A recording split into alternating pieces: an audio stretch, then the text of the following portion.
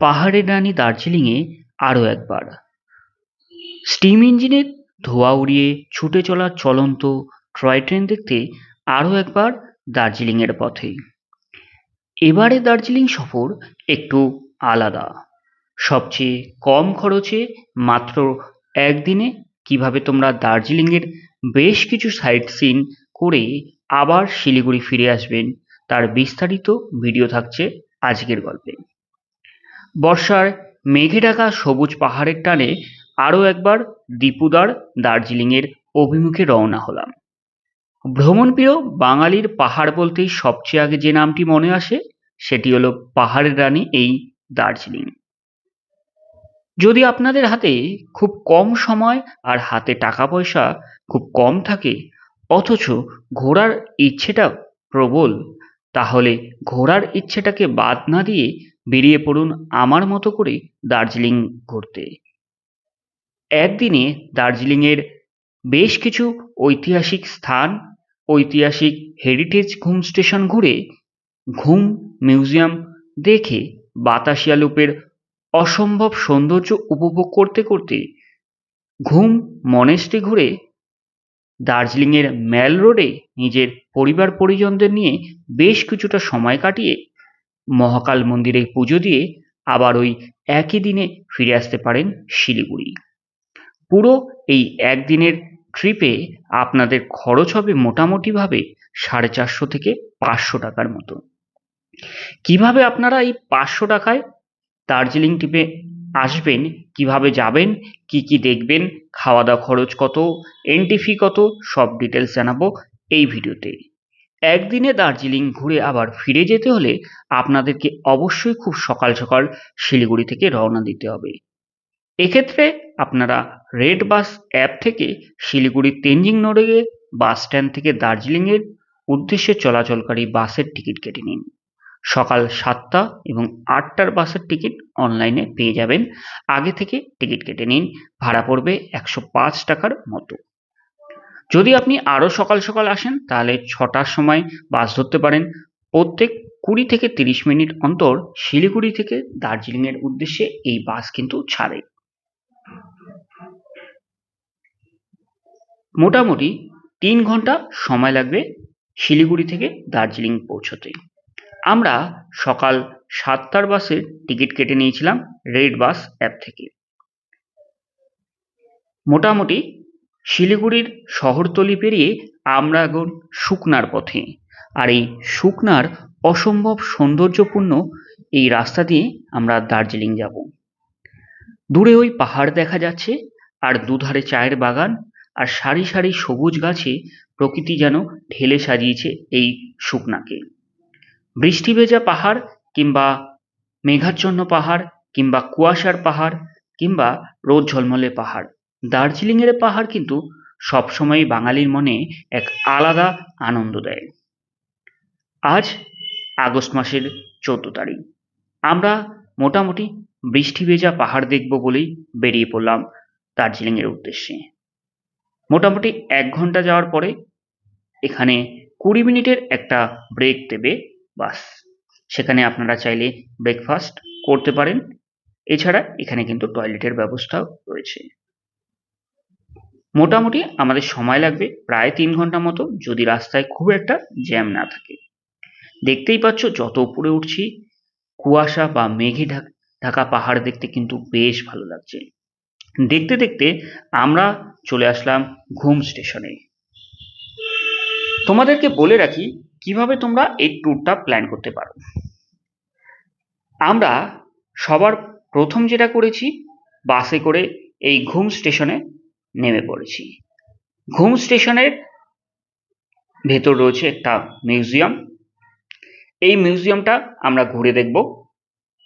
ঘুম স্টেশন লাগোয়া এই মিউজিয়াম রয়েছে এবং সামনে সিঁড়ি দিয়ে ওপরে উঠে গেলেও কিন্তু মিউজিয়াম রয়েছে। ঐতিহাসিক হেরিটেজ এই রেল স্টেশন প্রথমবারের জন্য আমি আসলাম। তোমরা অবশ্যই যারা বাসে করে আসবে এবং একদিনের জন্য এই ট্রিপ প্ল্যান করছো তাদের প্রথম স্টপেজ হবে ঘুম স্টেশন। ঘুম স্টেশনটা ভালো করে ঘুরে নেবে।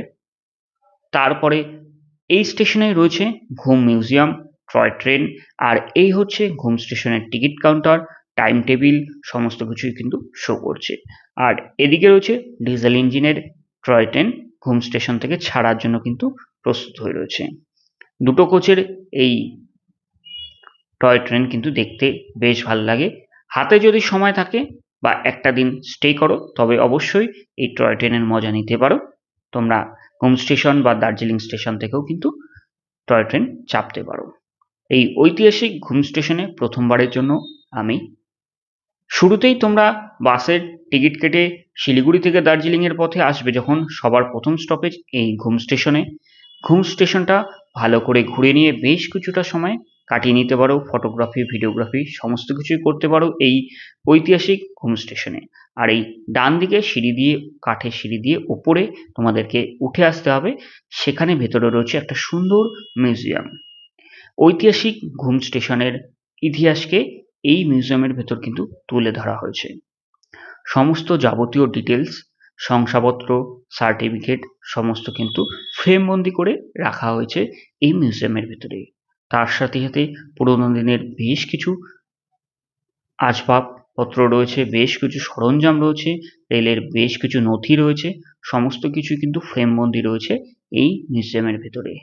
অবশ্যই এই ঘুম স্টেশন আসলে এই মিউজিয়াম ভিজিট করতে পারো।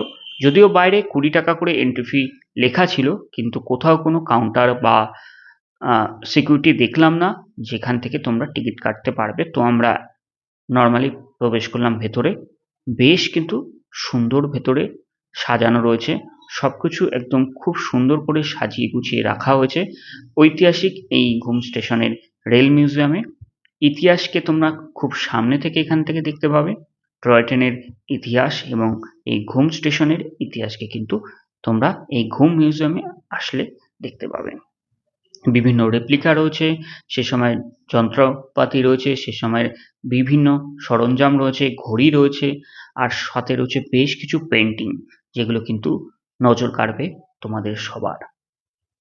অবশ্যই এই ঘুম মিউজিয়ামে একবার হলেও তোমরা আসো এবং ঘুম মিউজিয়ামটাকে এক্সপ্লোর করতে পারো। বাসে তোমরা ঘুম স্টেশনে নেবে, ঘুম স্টেশনটাকে এক্সপ্লোর করলে তোমাদের নেক্সট স্টপ হবে ঘুম মনেস্ট্রি। ঘুম রেল স্টেশন থেকে পায়ে হাঁটা পথে মাত্র 5 মিনিটেই তোমরা পৌঁছে যাবে এই ঘুম মনেস্ট্রি। হাঁটা পথে 5 থেকে 7 মিনিট সময় লাগবে, বাঁ দিকেই পড়বে এই ঘুম মনেস্ট্রি। এই ঘুম মনেস্ট্রি কিন্তু অবশ্যই তোমরা ঘুরে নিতে পারো এই একদিনের ট্যুরে। আমরা এই একদিনের ট্যুরে ঘুরে নেব যেগুলো, সেটি হচ্ছে Ghum rail station, Ghum museum, Ghum monastery, Batasia loop, Darjeeling mail, Mahakal মন্দির। ঘুম মনেস্ট্রির ভেতরে এই সুন্দর পরিবেশ কিন্তু তোমাদের কিন্তু বেশ ভালো লাগবে। অবশ্যই এই মনেস্ট্রিতে এসো, যেটা দার্জিলিং এর অন্যতম একটি সেরা আকর্ষণ বলতে পারো। ঘুম মনেস্ট্রিতে বেশ কিছুক্ষণ সময় কাটিয়ে আবার কিছুটা পায়ে হেঁটে, মোটামুটি ভাবে 8 থেকে 10 মিনিট পায়ে হাঁটলে তোমরা পৌঁছে যাবে বাতাসিয়া লুপ। ডান দিকে পড়বে বাতাসিয়া লুপ। ঘুম রেল স্টেশন থেকে পায়ে হাঁটা পথে তোমাদের পড়বে 5 মিনিটে ঘুম মনেস্ট্রি। তারপরে মোটামুটি 8 থেকে 10 মিনিট পায়ে হাঁটলে তোমরা পৌঁছে যাবে বাতাসিয়া লুপ। বাতাসিয়া লুপে তোমাদের টিকিট প্রাইস থাকবে 50 টাকা। 50 টাকার টিকিট কেটে তোমরা ভেতরে প্রবেশ করবে। দার্জিলিং এর অন্যতম সেরা আকর্ষণের কেন্দ্রবিন্দু কিন্তু এই বাতাসিয়া লুপ, কারণ এই বাতাসিয়া লুপ থেকে কিন্তু 360 একটা ভিউ পাওয়া যায়।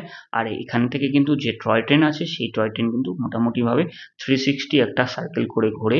আর এখানে আসলে তোমরা কিন্তু ড্রেস ভাড়া পাওয়া যায়, তোমরা এই ড্রেস 50 টাকার বিনিময়ে ভাড়া নিতে পারো, নিয়ে ফটো শ্যুট করতে পারো, ফটো সেশন করতে পারো, ফটো তুলতে পারো, ভিডিও করতে পারো, যেগুলো তোমরা এখান থেকে কিনতে পারো। এছাড়াও বেশ কিছু স্টল রয়েছে, শীতের পোশাক, টুপি, সোয়েটার, জ্যাকেট, মাফলার প্রভৃতি শীতের পোশাকের কিন্তু স্টল রয়েছে, যেখান থেকে তোমরা শীতের পোশাক কিনতে পারো। আর এই বাতাসিয়া লুপ থেকে কিন্তু পাহাড়ের ভিউটা কিন্তু অসাধারণ লাগে, দেখতেই পাচ্ছ।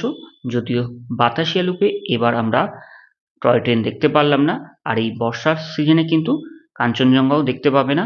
তবে আজ 14ই আগস্ট, আর এই 14ই আগস্টের দিনই কিন্তু আকাশ যথেষ্টই পরিষ্কার পরিচ্ছন্ন ছিল। মেঘে ঢাকা পাহাড় দেখবো বলে এসছি, কিছুটা মেঘে ঢাকা ছিল, কিন্তু মোটামুটিভাবে একটা রোদ ঝলমলে পাহাড় কিন্তু দেখতে পাচ্ছি, যেটা বাতাসিয়া লুক থেকে একটা অসম্ভব সুন্দর লুক কিন্তু দিচ্ছে। তো অবশ্যই তোমরা দার্জিলিং আসলে বাতাসিয়া লুপে আসতে পারো। তো এখনো পর্যন্ত 105 টাকার ভাড়া দিয়ে আসলাম, ঘুম স্টেশন ঘুরলাম, ঘুম মনেস্ট্রি ঘুরলাম, তার সাথে বাতাসিয়া লুপ।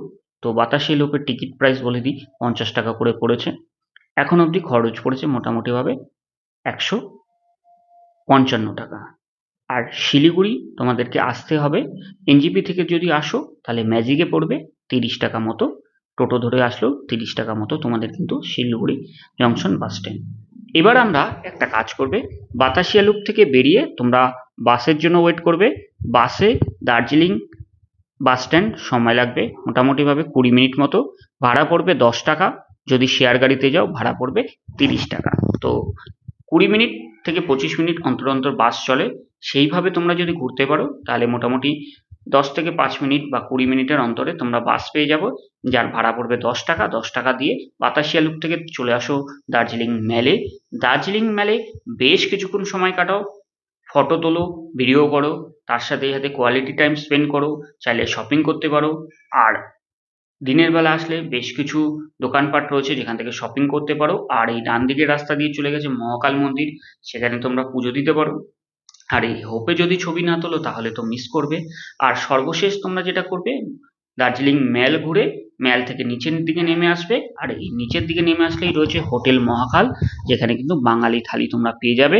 বাঙালি খাবার দাবার 120 টাকা থেকে ভেজ থালি শুরু, স্পেশাল ভেজ থালি 140 টাকা। ভিডিওটা পজ করে তোমরা মেনুগুলো দেখে নিতে পারো এবং তার প্রাইসগুলো কি রয়েছে এই হোটেল মহাকালে। এই হোটেল মহাকালে কিন্তু তোমরা থাকার রুমও পেয়ে যাবে, তার সাথে সাথে কিন্তু তোমাদের কিন্তু রেস্টুরেন্ট রয়েছে, আর রেস্টুরেন্টে কিন্তু বাঙালি খাবার দাবার সমস্ত কিছুই পেয়ে যাবে। দার্জিলিংয়ে আসলে যদি বাঙালি খাবার খেতে চাও অবশ্যই কিন্তু তোমাদেরকে এই মহাকাল রেস্টুরেন্টে আসতে হবে। তো মোটামুটিভাবে আমাদের খরচ যেটা পড়লো, 105 টাকা বাস ভাড়া, 10 টাকা বাতাসিয়া লুপ থেকে দার্জিলিং, 115, 50 টাকা বাতাসিয়া লুপের এন্ট্রি ফি, 115-র সাথে 50 অ্যাড করো 165, আর খাওয়া দাওয়া মোটামুটিভাবে 140 টাকা। তো খরচ হলো প্রায় 300 টাকা। আর ফেরার পথে মোটামুটি সেম বাস ভাড়া 105 টাকা, মোটামুটি 400 থেকে 450, খুব বেশি হলে 500 টাকার ভেতরে কিন্তু তোমরা সুন্দরভাবে একদিনে দার্জিলিং ঘুরে আবার শিলিগুড়ি চলে আসতে পারো। আর এটা হচ্ছে স্পেশাল ভেজ থালি ছিল 160 টাকায়। তো বন্ধুরা, ভিডিওটা ভালো লাগলে অবশ্যই বন্ধুদের মাঝে শেয়ার করে দিও আর ভিডিওটা লাইক করে দিও।